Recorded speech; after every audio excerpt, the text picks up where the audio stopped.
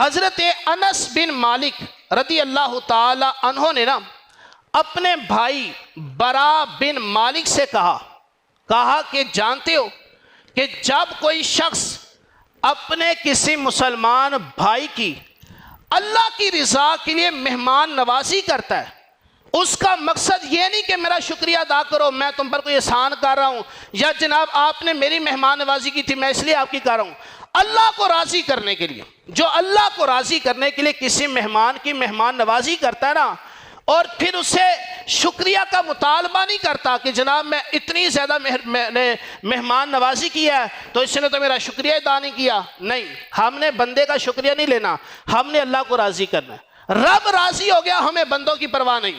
تو فرمایا کہ جو اللہ کی رضا کے لیے مہمان نوازی کرتا ہے نا، اللہ تعالیٰ 10 فرشتے اس میزبان کے گھر میں بھیجتا ہے۔ کتنے فرشتے؟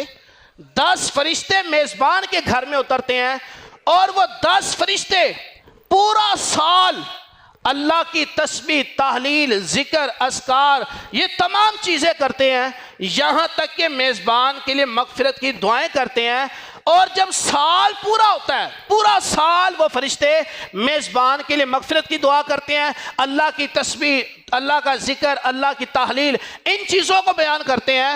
اور جب سال پورا ہوتا ہے نا، تو ان فرشتوں نے جو پورا سال عبادت کی ہوتی ہے، جو ذکر و اذکار کیا ہوتا ہے، جو تسبیح و تحلیل کی ہوتی ہے، ان سب کا ثواب اللہ رب العزت اس میزبان کے نامہ اعمال میں داخل فرما دیتا ہے۔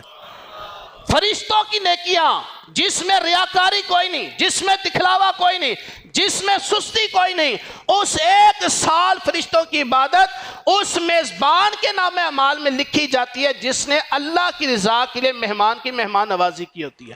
اور پھر حضرت انس کہتے ہیں کہ اس میزبان کو اللہ رب العزت اپنی جنت الخلد سے وہ لذیذ کھانے کھلائے گا کہ جس کا تصور بھی انسان دنیا میں نہیں کر سکتا۔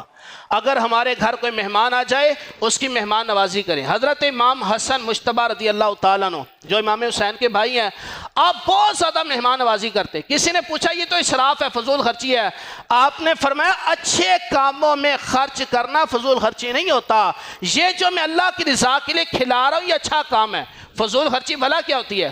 جو ہم کھانا پلیٹوں میں ڈال کر آدھا کھایا آدھا چھوڑ دیا پھر پھینک دیا، یہ ضائع کرنا گناہ ہے، یہ فضول خرچی ہے۔ آپ اچھے سے اچھا کھانا کھائیں، اچھے سے اچھا کھانا کھلائیں، یہ فضول خرچی نہیں۔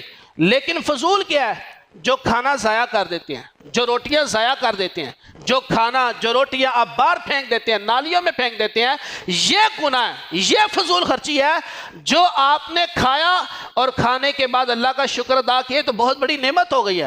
مہمان گھر میں آئے، اچھا اگر مہمان گھر میں آئے تو اس کا بہترین حل بھلا کیا ہے؟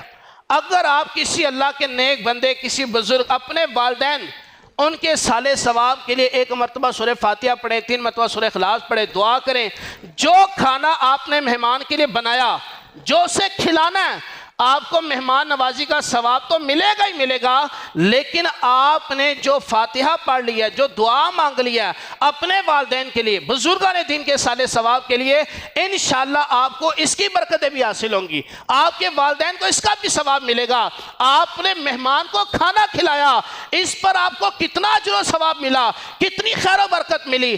اگر آپ یہ ثواب اپنے والدین کو احصال کر دیں، اپنے بزرگوں کو احصال کر دیں، اپنے فوشدگان کو احصال کر لیں، تو مفت میں نیکیاں کمانے کا ہمارے پاس کتنا بڑا ذریعہ ہے۔ اللہ تعالیٰ مجھے آپ کو عمل کرنے کی توفیق نصیب